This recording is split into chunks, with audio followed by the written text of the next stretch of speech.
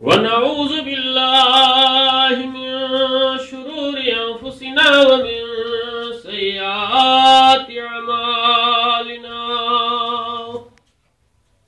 من يهدي الله فلا مضل له ومن يضلل فلا هادي له ونشهد أن لا إله إلا الله وحده لا شريك له ونشهد أن سيدنا وحبيبنا وشفيعنا سندنا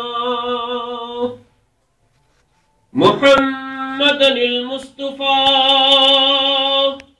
أحمدا المجتبى شفيع المذنبين أنيس الغريبين إمام الخبلتين وسيلتنا في الدارين صلى الله عليه وسلم وأخر أن سيدنا إمامنا بصيرة إلى الله السيد محمد المهدي المعبود خليفة الله قد جاء ومضى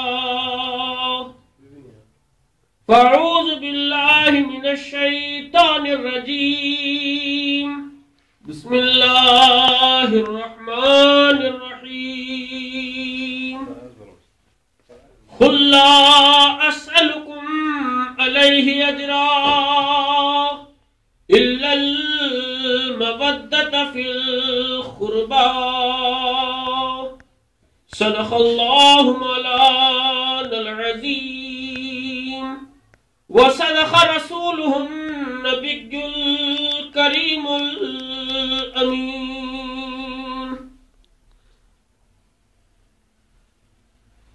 تمام تعریف اس پروردگار عالم کے لیے سزاوار ہے جس کی ذات واحد لا شریک ہے، جس کی ذات خالق کائنات ہے، جس کی ذات قادر مطلق ہے اور جس کی ذات ہادی برحق ہے. مقدس درود و سلام وجہ تخلیق کائنات، فخر موجودات، افضل الانبیاء، رحمت للعالمین، مراد المشتاقین، راحت العاشقین حضور محمد مصطفیٰ صلی اللہ علیہ وسلم پر اور خلیفۃ اللہ مبین کلام اللہ امام آخر الزمان حضرت میراں سید محمد مہدی موعود خاتم ولایت محمدیہ پر.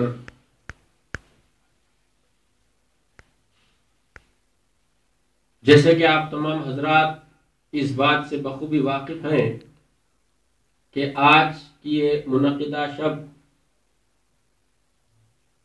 عرف عام میں 14 محرم الحرام کی یہ مخصوص شب ہر سال اس بات کی گواہی دیتی ہے کہ 14 محرم صرف 14 محرم نہیں بلکہ 14 محرم اپنے اندر ایک خصوصیت رکھتی ہے.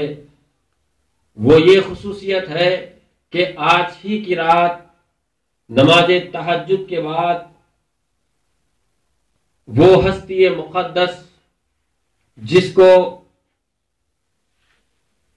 عرف عام میں حضرت سیدنجی خاتم المرشدین رضی اللہ تعالیٰ عنہ کے نام و لقب سے یاد کیا جاتا ہے، آپ اپنے رب کی ملاقات کے لیے اپنے رب کے پاس واپس ہوئے.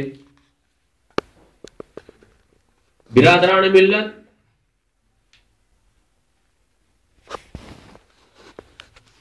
بات جب غور کی جاتی ہے تو سمجھ میں اس راز کو سمجھنے کی صلاحیت بھی ہمیں اللہ تبارک و تعالی نصیب فرما دیتا ہے، کیونکہ آج کی اس محفل کا عنوان ماہ محرم کی نسبت سے یاد امام حسین بھی ہے اور یاد حضرت سیدنجی خاتم المرشدین بھی ہے. برادران ملت، ماہ محرم سارے عالم کے لیے، سارے اسلام کے لیے، سارے مسلمانوں کے لیے سرفرازی کا باعث ہے، کیونکہ شاعر نے بڑی پیاری بات کہی ہے، قتل حسین اصل میں مرگ یزید ہے، اسلام زندہ ہوتا ہے ہر کربلا کے بعد. معلوم یہ ہوا خدا کی قسم اگر حسین کی شہادت ماہ محرم 10 محرم کو عمل میں نہ آتی تو آج ہم جس انداز سے، جس کیفیت سے اپنے اسلام کو لے کے چل رہے ہیں وہ لے کے چل نہیں پاتے. معلوم یہ ہوا کہ امام حسین نے اپنے ایک سر سے اس بات کا اظہار فرما دیا کہ اے مسلمانوں، تم آگاہ ہو جاؤ اور اطمینان پالو کہ اب کوئی ایسا مسئلہ درپیش نہ ہوگا کہ تمہاری مسلمانیت کو ٹھیس دے. برادران ملت، امام حسین کی شہادت ایک ایسی بہترین شہادت ہے، اس شہادت کا عالم یہ ہے، اندازہ کیجئے کہ امام حسین کو ہر بات کی کیفیت ہے، نواسع رسول ہے. آپ کی خصوصیت کا یہ عالم ہے کہ محمد الرسول اللہ صلی اللہ علیہ وسلم نے ارشاد فرمایا، وہ غیب دان نبی کریم صلی اللہ علیہ وسلم نے ارشاد فرمایا کہ الحسین منی وانا من حسین. خدا کی قسم مصطفیٰ نے حسین کے علاوہ ایسے کلمات کسی پر استعمال نہیں فرمائے.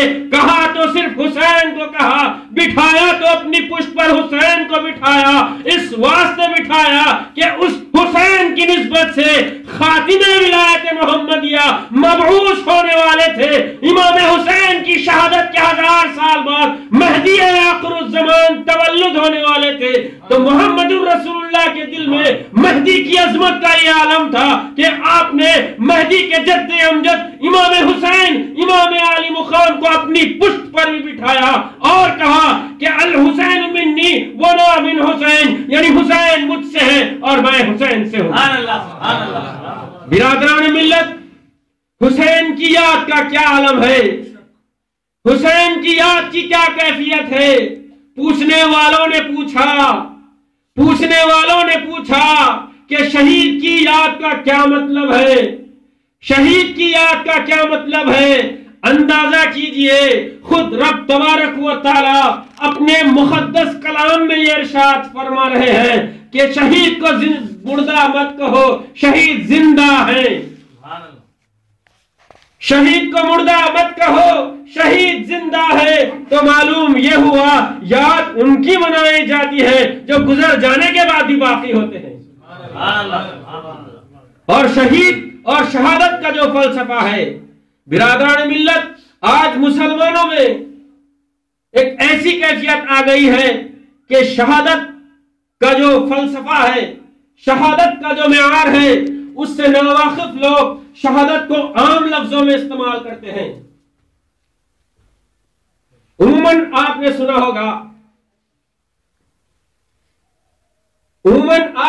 ہوگا کہ ہر چیز فنا ہونے والی ہے اور صرف خدا کی ذات باقی رہنے والی ہے.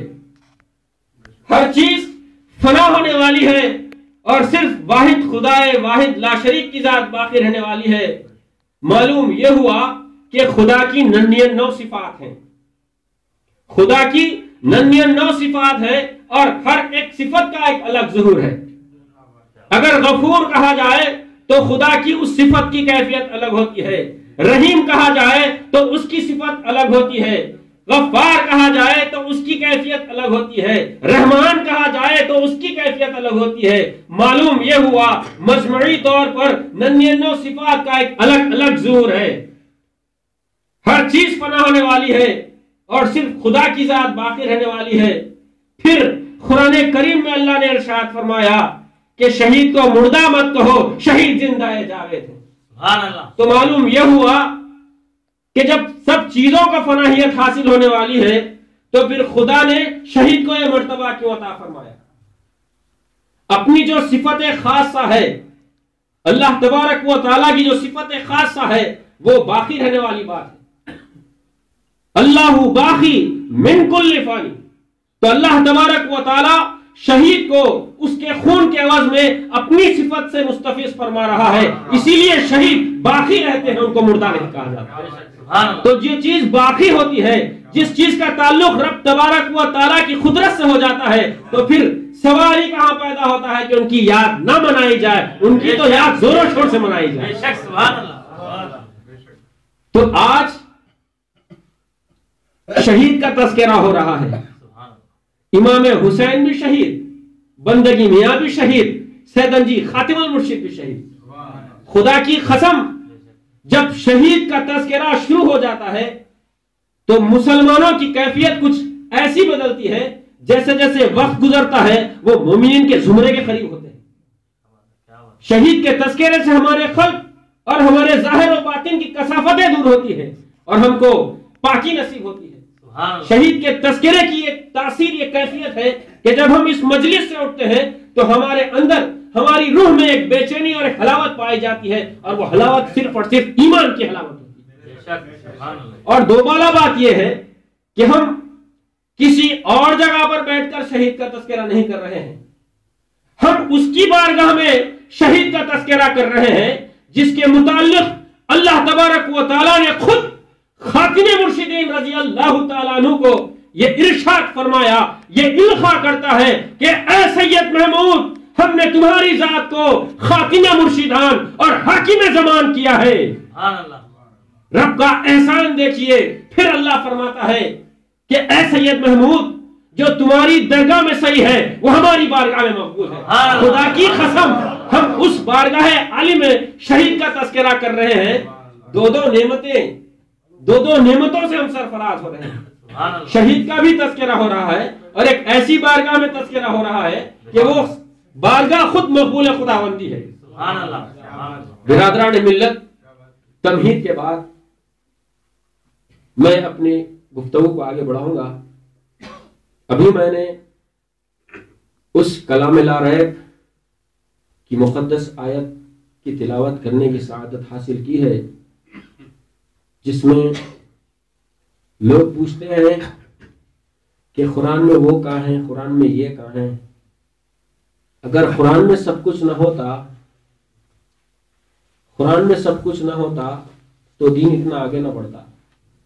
سب چیز قرآن سے ہے، آپ کی سمجھ کا پھیر ہے، اور سمجھانے والے کی کیفیت کا عالم یہ ہوتا ہے کہ وہ آدمی صحیح پبلک کو جو ہے کنیکٹ نہیں کر پا رہا ہے۔ اس وجہ سے عموماً آج دیکھا یہ گیا ہے کہ لوگ بے چینی کا اظہار کرتے ہیں کہ وہ کیا ہے اور یہ کیا ہے۔ ابھی میں نے لوگوں کے ذہنوں کو دیکھتے ہوئے اسی آیت کو اپنا سرنامہ کلام بنایا ہوں، جس میں اللہ تبارک و تعالیٰ نے ارشاد فرمایا، قُلْ لَا أَسْأَلُكُمْ عَلَيْهِ أَجْرًا إِلَّا الْمَوَدَّةَ فِي الْقُرْبَى۔ جہاں کہیں بھی قرآن کریم فرقان الحمید میں خل کا لفظ پڑھو، مسلمان کے لیے وہ خل ہے، مسلمان کے لیے وہ خل ہے، اور ایمان والے کے لیے اللہ اور رسول کا ایک نیاز ہے۔ مسلمان کے لیے وہ صرف خل ہے، اور ایمان والے کے لیے اللہ اور اس کے رسول کا ایک نیا پیغام اور نیاز ہے، جس میں اللہ تبارک و تعالیٰ ارشاد فرماتا ہے، خل، کہہ دیجئے اے محبوب صلی اللہ علیہ وسلم۔ اللہ خطاب کر رہا ہے اپنے محبوب سے قرآن کریم میں اس انداز سے کہ کہہ دیجئے اے محبوب صلی اللہ علیہ وسلم، قُلْ لَا أَسْأَلُكُمْ عَلَيْهِ أَجْرًا، یعنی آپ سرکار دو عالم صلی اللہ علیہ وسلم مجموعی طور پر اعلان فرماتے ہیں کہ اے لوگو، میرے صدقے رب تبارک و تعالیٰ نے تم پر جتنی نعمتوں کا نزول فرمایا ہے اس پر میں تم سے کوئی اجرت طلب نہیں کرتا۔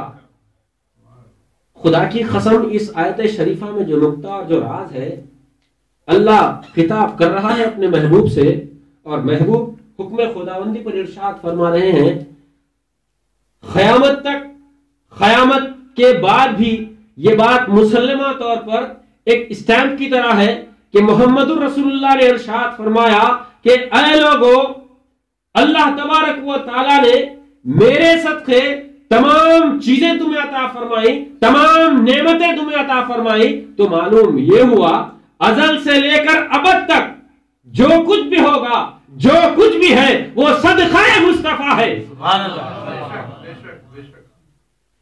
یہ میں یا کوئی مفسر نہیں بلکہ محمد رسول اللہ ارشاد فرما رہے ہیں کہ اے لوگوں، میرے صدقے تم پر جتنی نعمتوں کا نزول اللہ فرما رہا ہے، اس پر میں کوئی اجرت طلب نہیں کرتا۔ مصطفیٰ کی جستجو کا یہ عالم ہے، تمام کی تمام نعمتوں کا نزول ہو رہا ہے اور قیامت تک ہوتا رہے گا، ہم اس سے استفادہ کرتے رہیں گے، فائدہ اٹھاتے رہیں گے۔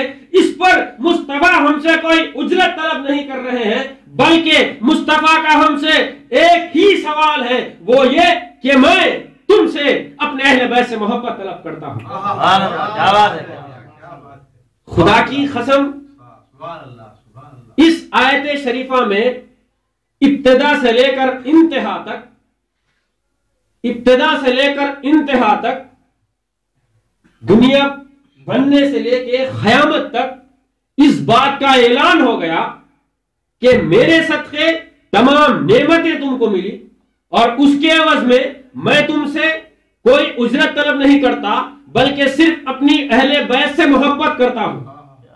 یعنی تم صرف اور صرف میری اہل بیت سے محبت کا سلوک کرو۔ دوسری بات کا یہ اعلان ہو گیا کہ اس محبت اہل بیت میں محمد الرسول اللہ صلی اللہ علیہ وسلم کا منشا یہ تھا، اور مصطفیٰ نبی کریم صلی اللہ علیہ وسلم نے غیبانہ طور پر اشارتاً ایک اعلان فرما دیا کہ میرے بعد اہل بیت سے منسلک ہو جانا، کیونکہ میری خلافت کا جو معاملہ ہے وہ اہل بیت سے پورا ہوگا۔ سبحان اللہ۔ میری خلافت کا جو معاملہ ہے وہ اہل بیت سے پورا ہوگا، تو جس کو سمجھ ہوگی، جس کو عشق ہوگا محمد الرسول اللہ صلی اللہ علیہ وسلم کا، وہ سمجھ پائے گا اس آیت کا باطنی پہلو۔ برادران ملت، حضور نبی کریم صلی اللہ علیہ وسلم نے اہل بیت کے متعلق اتنے پیارے الفاظ ارشاد فرمائے ہیں۔ دوسرے مقام پر آپ یہ ارشاد فرماتے ہیں کہ اے لوگو، میری اہل بیت تمہارے درمیان کشتی نوح کے مانند ہے، جو اس میں سوار ہو گیا وہ فلاح پا گیا، اور جو اس میں سوار نہیں ہوا وہ غرق ہو گیا۔ یہ تمام چیزیں بولنے کا مقصد یہ ہے کہ خاتم المرشدین رضی اللہ تعالیٰ عنہ کی ہستی کو سمجھنے کے لیے ہم کو ابتدا سے آنا ضروری ہے، ابتدا سے آنا ضروری ہے، اور ہر گفتگو کا حاصل اس وقت ہوتا ہے جب تک کہ ہم شروع سے لے کر آخر تک کوئی بات نہ سمجھائیں تو ہماری گفتگو کا حاصل ہم کو پورا نہیں ہوگا، اور ہمارے تقریر کرنے کا مقصد آپ کو نہیں مل سکتا۔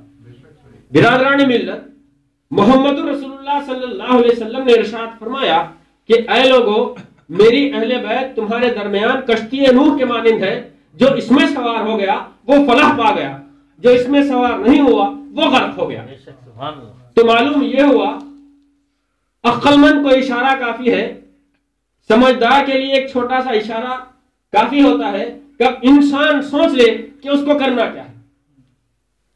پھر رہا سوال کھلے کھلے الفاظ میں ارشادات مصطفیٰ ہونے کے باوجود یزید کو یہ شوق ہوا کہ جو ہے وہ حاکم بن جائے اور امام حسین رضی اللہ تعالیٰ عنہ سے معاذ اللہ بیعت لے لے۔ اب چونکہ مسلمانان اسلام میں بڑا پیچیدہ مسئلہ ہے شہادت امام حسین، شہادت امام حسین کے مسئلے کو لے کر کچھ لوگ یہ کہتے ہیں کہ یہ حکومت کے لیے جنگ تھی، کوئی کہتا ہے کہ امام حسین نے اپنی مرضی سے جنگ کی تھی۔ معاذ اللہ ثم معاذ اللہ، حضرت امام حسین رضی اللہ تعالیٰ عنہ نے یہ جو معرکہ کیا ہے، اس کی اہم اور بنیادی وجہ یہ ہے کہ یزید کو آپ نے ایک مرتبہ گفتگو کرتے ہوئے فرمایا کہ اے یزید، تم شریعت میں مداخلت کر رہے ہو، تو کیا کوئی مسلمان، ایک عام مسلمان، یہ چیز پسند کرتا ہے کہ کوئی شخص شریعت مصطفی صلی اللہ علیہ وسلم میں کوئی رد و بدل کرے، جائز کو ناجائز کرے، حرام کو حلال کرے؟ کیا کوئی مسلمان یہ تصور کر سکتا ہے یا اس چیز کو ایکسپٹ کر سکتا ہے؟ ایک عام مسلمان اس چیز کو ایکسپٹ نہیں کر سکتا، اس چیز کو مان نہیں سکتا تو وہ تو نواسہ رسول تھے، جنہوں نے پوری ساری زندگی جنہوں نے قرآن کو چلتا ہوا دیکھا تھا. کیا بات ہے، سبحان اللہ. پوری ساری زندگی قرآن کو چلتا ہوا دیکھا تھا. بی بی عائشہ سے پوچھا گیا کہ اے ام المومنین، آپ نے محمد الرسول اللہ کی زندگی کا کیا جائزہ لیا؟ تو بی بی ام المومنین عائشہ صدیقہ رضی اللہ تعالی عنہ یہ فرماتی ہیں کہ میں نے محمد الرسول اللہ کی زندگی کو ایسے دیکھا جیسے چلتا پھرتا قرآن تھا. اسی لیے میں نے کہا کہ امام حسین نے چلتے پھرتے قرآن کو دیکھا. مصطفیٰ کی زندگی کی یہ کیفیت تھی. اللہ تبارک و تعالیٰ نے مصطفیٰ میں اپنے نور کو ضم کر چکا تھا، اسی لیے آپ کو وجہ تخلیق کائنات کہا جاتا ہے. اللہ تبارک و تعالیٰ کو جستجو ہوئی اپنے نور کی. بارہا رب نے آئینے میں اپنے آپ کو دیکھا تو جو خدا خالق کائنات ہے اس کو اس کے بنائے ہوئے آئینے میں اپنی صورت نہیں دکھی. غورطلب پہلو ہے. خالق کائنات کن فیکون سے ساری کائنات کی تخلیق کرنے والا وہ رب اللہ تبارک و تعالی جس نے آئینے کو بھی بنایا، اپنے بنائے کردہ آئینے میں جب وہ اپنی صورت دیکھتا ہے تو اللہ کو اس کی صورت نظر نہیں آتی. جب خدا کو صورت خدا نظر نہ آئی تو جستجو مصطفیٰ ہوئی تو نور محمدی کی تخلیق ہوئی. کیا بات ہے، کیا بات ہے، کیا نقطہ ہے. بے شک سبحان اللہ. جستجو مصطفیٰ جب ہوئی تو نور محمدی صلی اللہ علیہ وسلم کا ظہور ہوا. جب نور محمدی صلی اللہ علیہ وسلم کا ظہور ہوا تو خدا کو یہ خیال ہوا کہ جب میں نے مصطفیٰ کے نور کو پیدا فرمایا ہے تو مصطفیٰ کی عظمت، اس کی شان اور اس کی رفعت اور اس کی بلندی کو بیان کرنے والے بھی ہوں، تب جا کر مصطفیٰ کے نور سے ساری کائنات کو بنایا. بے شک سبحان اللہ. اور پھر یہ ارشاد فرما دیا کہ وَرَفَعْنَا لَكَ ذِكْرَكَ، اے محبوب ہم نے آپ کے لیے آپ کے ذکر کو بلند کر دیا. خدا کی قسم مقصد خداوندی سمجھ میں آ رہا ہے، کائنات کو پیدا کرنے کا مقصد ہمیں سمجھ میں آ رہا ہے. تو وہ امام عالی مقام حضرت امام حسین رضی اللہ تعالیٰ عنہ نے جس انداز سے محمد رسول اللہ صلی اللہ علیہ وسلم کی زندگی کا مشاہدہ فرمایا تو آپ نے یزید کے متعلق یہ خیال بنایا اور یہ فیصلہ لیا کہ یزید جو محمد الرسول اللہ کی شریعت میں دخل اندازی کرنے والا ہے، بھلا میں اس کے ہاتھ پر بیعت کیسے کر سکتا ہوں؟ اگر کوئی شخص آپ کی دین کی صحیح رہنمائی کرے گا تو آپ اس کا دامن پکڑیں گے، اس کا ہاتھ پکڑ کر کہیں گے کہ بھائی میں بھی آپ کے ساتھ مسجد چلتا ہوں، نماز کو چلتا ہوں، ذکر کرتا ہوں، اذکار کرتا ہوں. جس طریقے سے آج ہم ایک دوسرے کی اچھی صحبت سے استفادہ کرتے ہیں اسی طریقے کا معاملہ ہوگا. اگر کسی شخص کی صحبت اچھی نہ ہوگی، خراب ہوگی، تو کیا آپ اس کے ساتھ رہنا پسند کریں گے؟ یہ بشریت کا تقاضا ہے کہ انسان اپنے لیے اچھی چیز پسند کرتا ہے، خراب چیز پسند نہیں کرتا. تو امام حسین رضی اللہ تعالیٰ عنہ یزید سے جنگ لڑنے کی وجہ یہ تھی کہ وہ یزید لعین جس نے شریعت مصطفی کا مذاق اڑایا تھا، تب آپ نے تلوار اپنے ہاتھ میں لی تھی. کیا بات ہے. لوگ اپنے ذہنوں کا کچرا صاف کر لیں، اپنی غلط فہمیوں کو دور کر لیں کہ امام حسین نے کوئی حاکمانہ کیفیت کے لیے، حکمرانی کے لیے جنگ نہیں کی تھی، بلکہ انہوں نے فرد امت کا حق ادا کرتے ہوئے شریعت محمدی کی جو ہے پاسبانی کے لیے اپنا سر کٹایا ہے.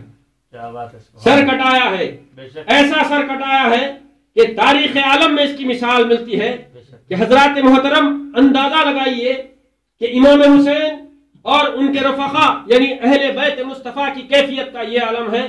بچہ بچہ اس ایمان کے جذبے میں سرشار ہے، بچہ بچہ اس ایمان کے جذبے میں سرشار ہے. کسی کو اپنی جان کی پرواہ نہیں ہے. ہر علی اصغر ہو یا علی اکبر ہو یا عباس علمدار ہو یا اپنے بھانجے بھتیجے ہو، سب یکے بعد دیگر امام عالی مقام رضی اللہ تعالیٰ عنہ کی خدمت بابرکت میں عرض کرتے ہیں کہ اے امام عالی مقام، ہم دین مصطفی کے لیے، آپ کی محبت کے لیے ہم اپنا سر کٹانے کے لیے تیار ہیں. خدا کی قسم جس کے دل پر خنجر چڑھتا ہے اس کا خون جب بہتا ہے تو اس کے دل سے پوچھو کہ اس زخم کا درد کیا ہوتا ہے. ارے بدبختو، تمہیں شہادت امام حسین کا احساس نہیں ہے، اسی لیے تم لا یعنی گفتگو کرتے ہیں اور اس شہادت کے مسئلے کو جو ہے پیچیدہ کرتے چلے جاتے ہیں. اگر تمہیں سبق لینا ہے تو اہل بیت کے عاشق وہب بن کلب رضی اللہ تعالیٰ عنہ سے لیو. وہب بن کلب رضی اللہ تعالیٰ عنہ نوجوان ہیں اپنی والدہ محترمہ کے پاس آتے ہیں، اور وہ جو والدہ محترمہ تھی وہ آ کر امام عالی مقام کی خدمت میں عرض کرتے ہیں کہ اے فرزند رسول آپ پریشان مت ہوئیے، جب تک کہ ہم آپ کے روبرو ہیں ہم اپنے سر کو کٹا کر کسی مصیبت کو جو ہے ٹالنے کی کوشش کریں گے۔ تو امام عالی مقام اس عورت کی گفتگو سے شاداب ہوتے ہیں، خوش ہوتے ہیں اور کہتے ہیں کہ تمہارے میں اہل بیت کی محبت کوٹ کوٹ کر بھری ہوئی ہے، لہذا جب معرکے کا معاملہ ہوتا ہے، جنگ کا اعلان ہوتا ہے، آغاز جنگ جب ہوتا ہے، تو وہب بن کلبی رضی اللہ تعالیٰ عنہ کی والدہ محترمہ وہب بن کلبی سے مخاطب ہوتے ہیں اور یہ کہتے ہیں کہ اے بیٹے میری یہ خواہش ہے اور میرے دودھ کا قرض اس انداز سے تو ادا کر سکتا ہے۔ تو وہب بن کلبی اپنی ماں سے دریافت کرتے ہیں کہ اے والدہ محترمہ آخر کس انداز اور کس کیفیت سے میں آپ کو تسکین پہنچا سکتا ہوں، آپ کے دودھ کا قرض ادا کر سکتا ہوں۔ تو والدہ محترمہ وہ ایمان والی بیوی فرماتی ہیں کہ اے وہب میری زندگی کی معراج تو اس وقت ہوگی جب تم اہل بیت مصطفیٰ کے لیے اپنا سر قلم کر دو گے۔ خدا کی قسم اندازہ کیجئے کوئی ماں یہ نہیں چاہتی کہ اپنا بیٹا کسی اور کے لیے کٹ جائے، مگر اہل بیت مصطفیٰ کی محبت کا یہ علم تھا، کیونکہ انہوں نے محمد رسول اللہ کا سبق حاصل کیا تھا، انہوں نے ارشادات مصطفیٰ سے استفادہ کیا تھا۔ محمد رسول اللہ نے صاف طور پر اعلان کیا تھا کہ اے لوگو اگر تم میری اہل بیت سے محبت کرو گے تمہیں وہ اجر ملے گا۔ بخاری کی حدیث ہے، ارشاد محمد رسول اللہ ہے ومن ماتا علی حب آل محمد صلی اللہ علیہ وسلم ماتا شہیدا۔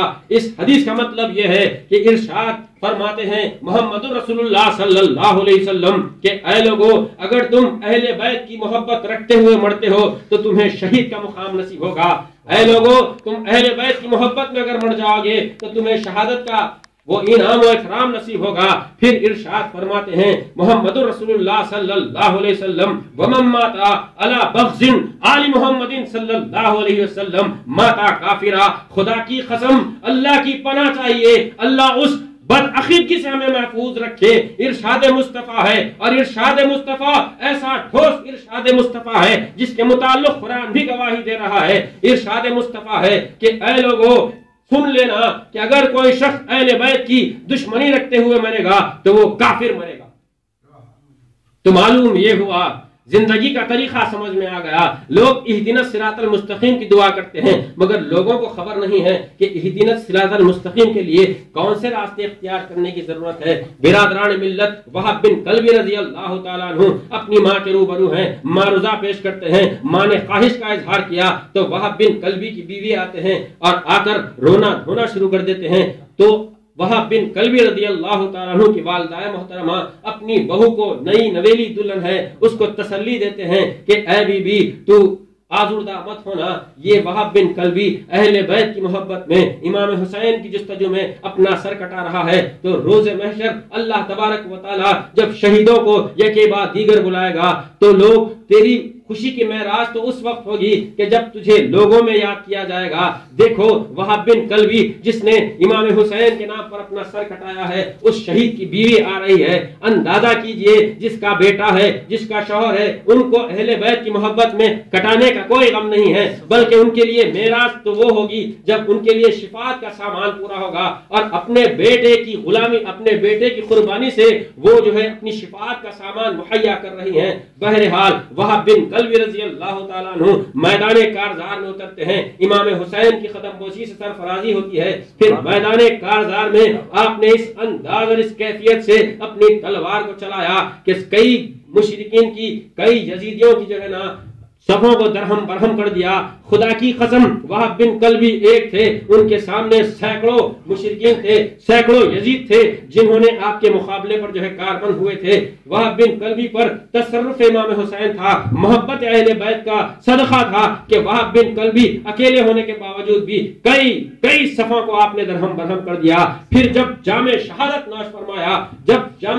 نوش فرمایا تو میدان کارزار میں وہب بن کلبی رضی اللہ تعالیٰ عنہ کی والدائے محترمہ آتی ہیں، آ کر اپنے بیٹے کے لاشے کو اپنے گلے سے لگاتی ہیں اور یہ ارشاد فرماتی ہیں کہ اے وہاب، تو نے آج میری زندگی کی معراج کو پورا فرما دیا، تو نے محمد رسول اللہ کی شفاعت کو مجھ پر واجب کر دیا، تو نے اپنے سر کو کٹا کر ہم پر یہ اعزاز و اکرام عنایت فرما دیا، اور میں نے اپنے دودھ کا خرچ تیری شہادت سے ادا فرما دیا۔ برادران ملت، آپ اپنی بیوی کو یعنی اپنی بہو کو جو ہے تسلی دیتے ہیں اور کہتے ہیں دیکھو بی بی، تمہارے شوہر کا لاشا تمہارے درمیان ہے، دیکھو بی بی، تمہارے شوہر کا لاشا تمہارے درمیان ہے، جب روز محشر اللہ تبارک و تعالی شہداء کی صف کو بلائے گا تو تمہارا بھی نام لیا جائے گا کہ فلاں عورت نے اپنے ایثار اور قربانی کا ایسا نمونہ پیش کیا تھا کہ چند دن ہوئے تھے شادی ہو کر، اس کے باوجود بھی اس عورت نے اپنے شوہر کو اہل بیت مصطفیٰ کی شہادت یعنی قربانی پر لگا دیا۔